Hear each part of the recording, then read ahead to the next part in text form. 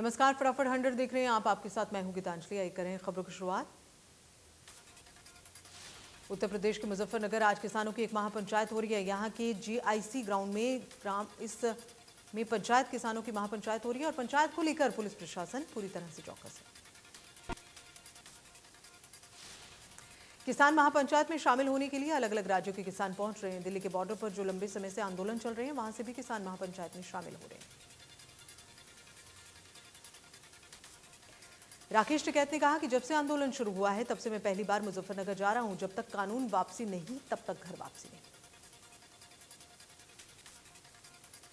उन्होंने कहा जो लोग आजादी की लड़ाई के लिए लड़े, उन्हें काले पानी की सजा हुई तो वो कभी घर गए ही नहीं। इस दौरान किसान नेता राकेश टिकैत ने कहा महापंचायत में शामिल होने वाले किसानों की संख्या बता पाना मुश्किल। टिकैत ने बताया वॉलंटियर्स को जिम्मेदारी दी गई है। उन्होंने बताया कि इमरजेंसी नंबर शेयर किया गया। इसके अलावा किसान वहां पहुंचना शुरू हो गए हैं। अब ऐसे में उनके लिए सभी व्यवस्थाएं की गई।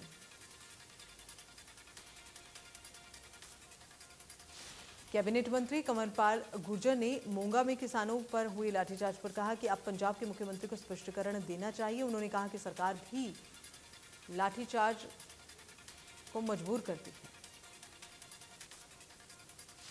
कानून व्यवस्था की दृष्टि से उसे ये मजबूरी में कराना पड़ता है। जिन पर लाठीचार्ज कर रहे हैं वो भी अपने लोग हैं। किसान आंदोलन को लेकर कंवरपाल गुर्जर ने कहा अच्छी बात है कि किसान बातचीत करना चाहते हैं। दिल्ली में सीएम ने केंद्रीय मंत्री पीयूष गोयल से मुलाकात की। मुलाकात पीयूष गोयल की आवास पर हुई।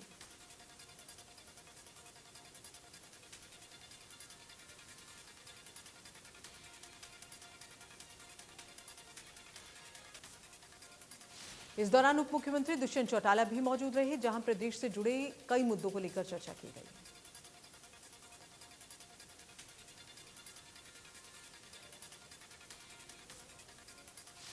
शिक्षा मंत्री कंवरपाल गुर्जर ने कहा कि हरियाणा में 14,000 के लगभग गेस्ट टीचर्स हैं, जिन्हें निकालने के कोर्ट के आदेश थे।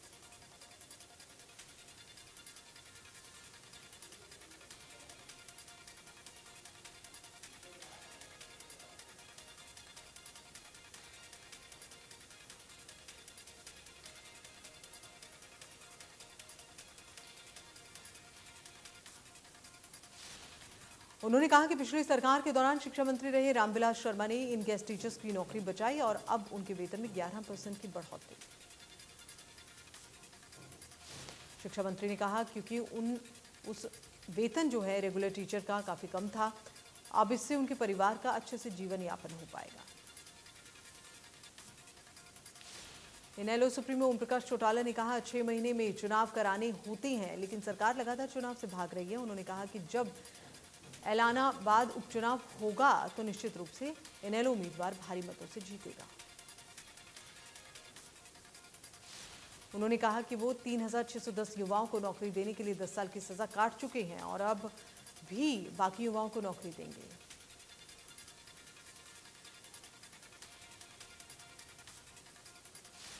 भारत के कृष्णानगर में पुरुष बैडमिंटन में गोल्ड मेडल अपने नाम कर लिया है। SH6 के फाइनल मुकाबले में कृष्णानगर ने हांगकांग के खिलाड़ी को 21-17, 16-21 से मात दी।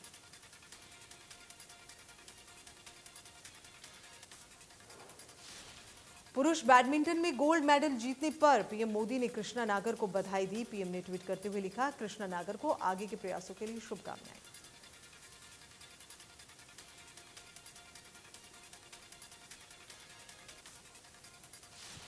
टोक्यो पैरालंपिक में भारतीय बैडमिंटन खिलाड़ी सुहास एल यथिराज ने सिल्वर मेडल जीत लिया। बैडमिंटन मेंस सिंगल्स SL4 के फाइनल मुकाबले में सुहास एल यथिराज ने पहला गेम 21-15 से अपने नाम किया।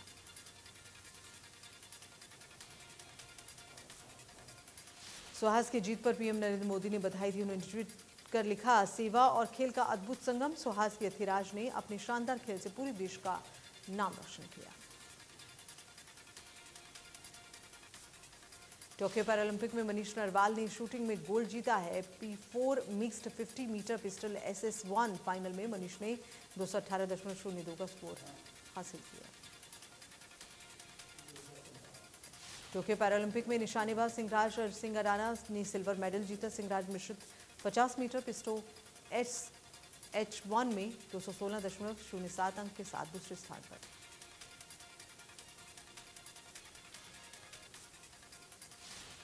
गोल्ड मेडल जीतने वाले मनीष अग्रवाल को सरकार 6 करोड़ देगी और सिल्वर मेडल जीतने वाले सिंहराज को 4 करोड़ की इनामी राशि से सम्मानित किया जाएगा।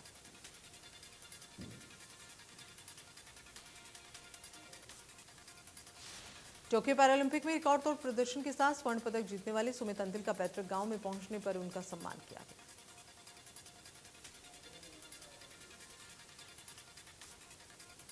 सीएम ने इस दौरान सुमित अंतिल की जमकर तारीफ करते हुए कहा, हरियाणा के लाल दुनिया भर में देश और प्रदेश का नाम रोशन कर रहे हैं।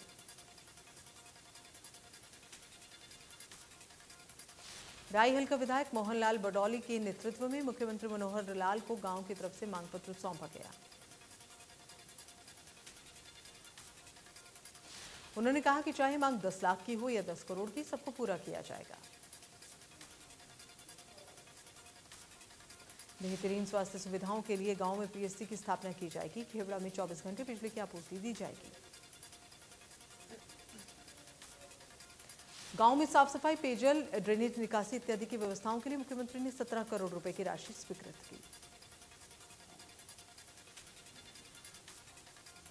हरियाणा वेयर हाउस के चेयरमैन और पिथला से विधायक नयनपाल रावत ने कहा कि गांव साहूपुरा खादर की बेटी शीतल भाटी ने बिना कोच के ही खेलो हरियाणा में वेट लिफ्टिंग में गोल्ड मेडल जीतकर क्षेत्र का नाम रोशन किया।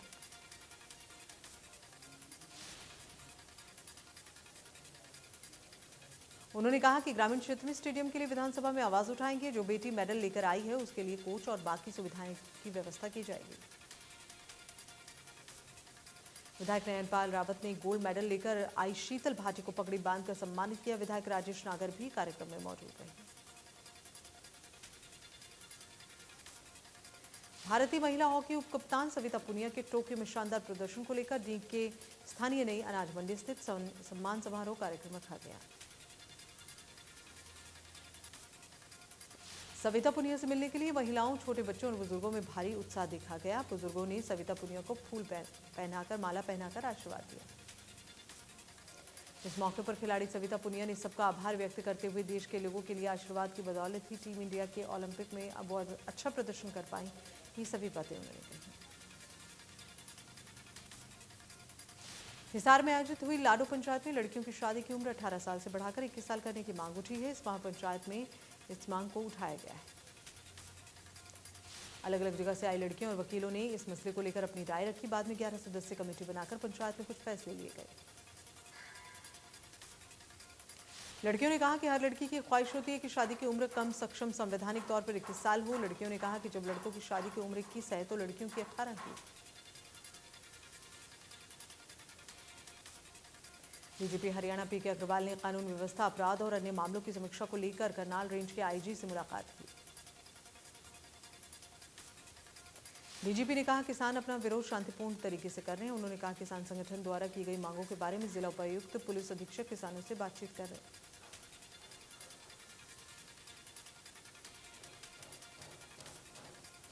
आर्मेनिया से वापस भारत भेजे गए 4 लोगों की गिरफ्तारी के बाद एयरपोर्ट पुलिस ने फर्जी वीजा रॉकेट के एक गैंग का भंडाफोड़ किया है। पुलिस ने 1.5 साल में एक स्पेशल ड्राइव चलाया था, जिससे ड्राइव के जरिए पुलिस ने अब तक 99 एजेंट्स और गैंग्स के मास्टरमाइंड को गिरफ्तार किया है।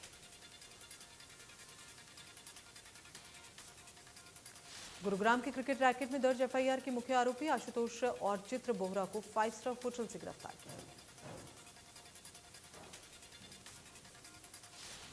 पुलिस ने छापे के दौरान आरोपियों के पास से और भी नकली दस्तावेज बरामद किए हैं, जिसमें कई लैपटॉप हैं, टैबलेट्स भी हैं।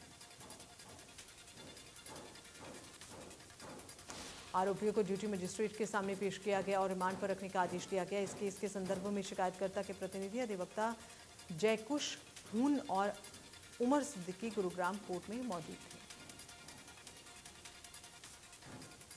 पानीपत के सिटी थाना बैंक से पैसे निकलवाने आई बुजुर्ग महिला से एक चोर थैला छीनकर फरार हो गया। बैंक सुरक्षा कर्मी ने उसको पकड़ा।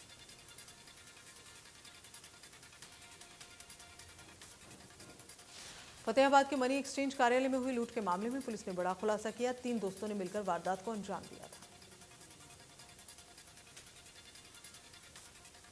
फिलहाल पुलिस ने एक आरोपी को काबू कर लिया, जबकि 2 आरोपियों की गिरफ्तारी अभी बाकी है।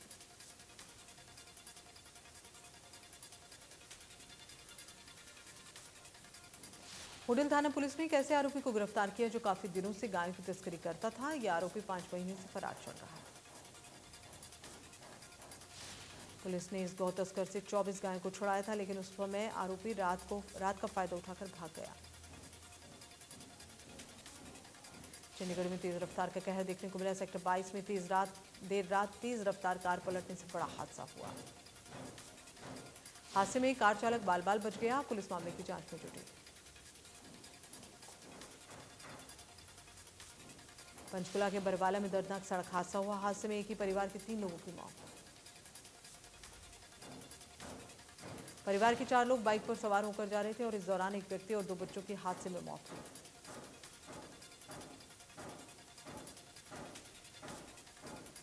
बल्लभगढ़ के संजय कॉलोनी में एक नाबालिग लड़की के साथ छेड़छाड़ करने और मारपीट करने का एक मामला सामने आया।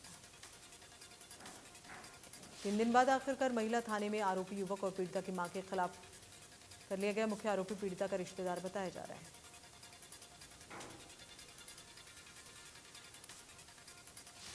चरखी दादरी के गांव बदवाना में 2 मासूम सगी बहनों की संदिग्ध परिस्थितियों में मौत हुई। जानकारी के अनुसार दोनों बहनें रात के समय खाना खाकर सोई थी और सुबह दोनों को देखा तो उनकी मौत हो चुकी थी। परिवार की आशंका है कि फूड पॉइजनिंग से दोनों की मौत हुई है। पुलिस ने दोनों बच्चों के शव को पोस्टमार्टम के लिए भेज दिया।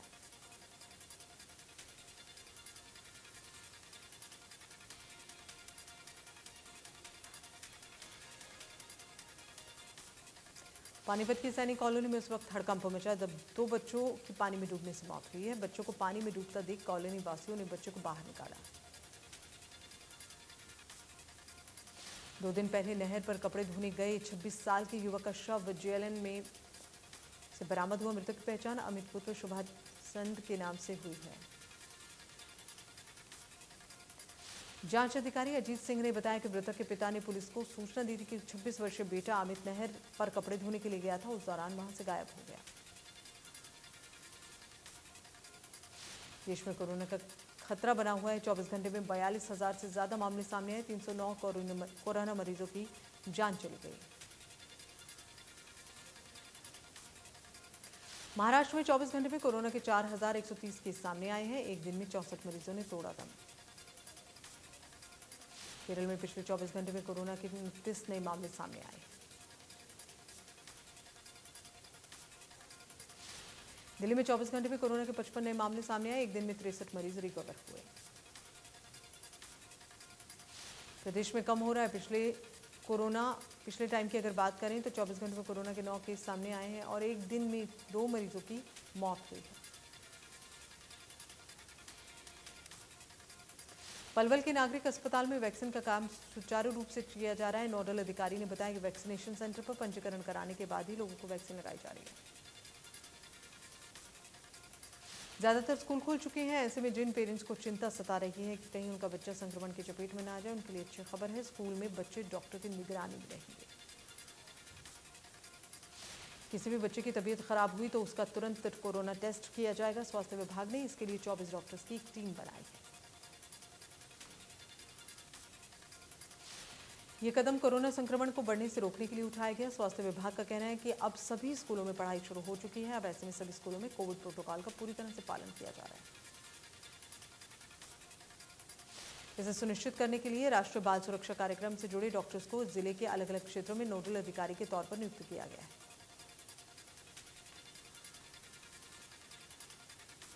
हरियाणा विद्यालय शिक्षा बोर्ड की एक दिन की परीक्षा का परिणाम घोषित किया गया। 10वीं का परीक्षा परिणाम रहा 84.08%।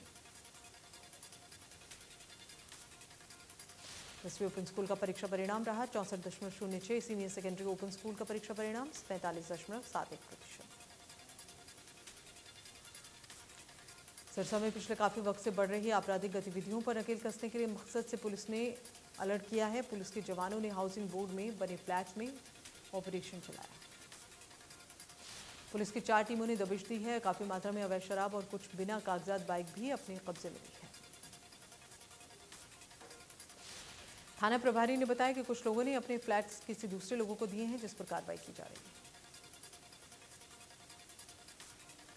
कुरुक्षेत्र में सेवा का अधिकार आयोग के मुख्य आयुक्त टीसी गुप्ता ने कहा, सेवा के अधिकार के तहत अगर किसी अधिकारी के बिना किसी कारण के किसी प्रार्थी का आवेदन रोका तो अधिकारी को बख्शा नहीं जाएगा।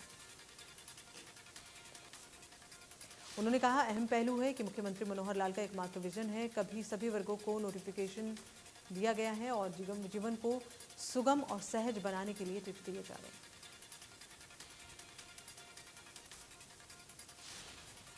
आस सॉफ्टवेयर से लोगों को निराश नहीं होने दिया जाएगा। जो भी अधिकारी निराश करने का प्रयास करेगा उसकी जवाबदेही तय की जाएगी।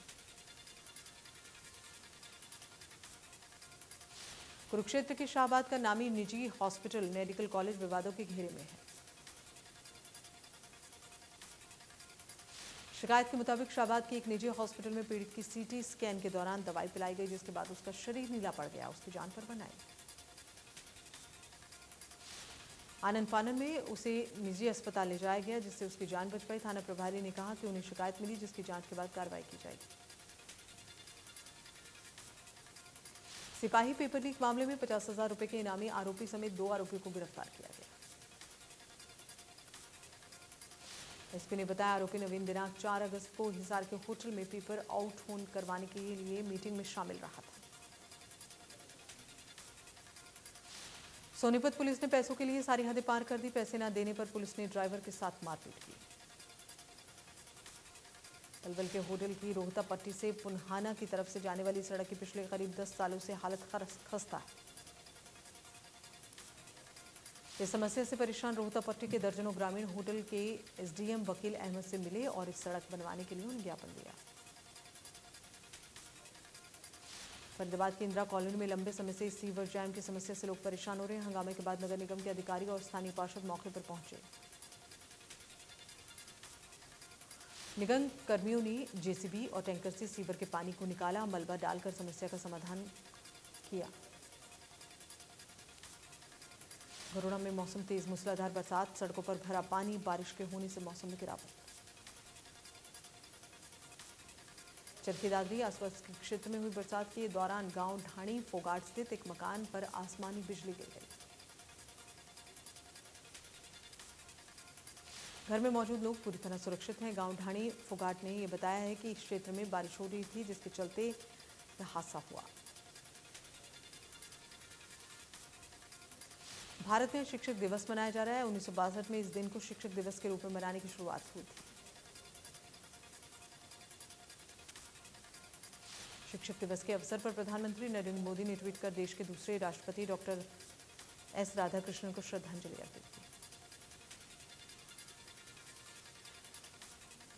पाकिस्तान के army chief general Javed Bajwa ने ब्रिटिश विदेश सचिव रैब से बातचीत की। उन्होंने कहा कि इस्लामाबाद पड़ोसी देश अफगानिस्तान में एक समावेशी प्रशासन बनाने की तैयारी में।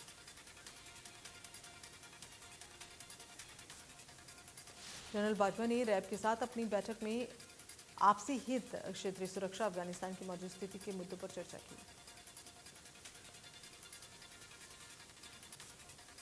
सरकार के गठन से पहले तालिबान ने पंजशीर घाटी पर भी कब्जा करने का दावा किया। हालांकि पूर्व उपराष्ट्रपति सालेह ने तालिबान के दावे को खारिज किया। उन्होंने कहा, खबर झूठी है। इसके अलावा उन्होंने पंजशीर घाटी पर तालिबान के कब्जे की पुष्टि नहीं की है।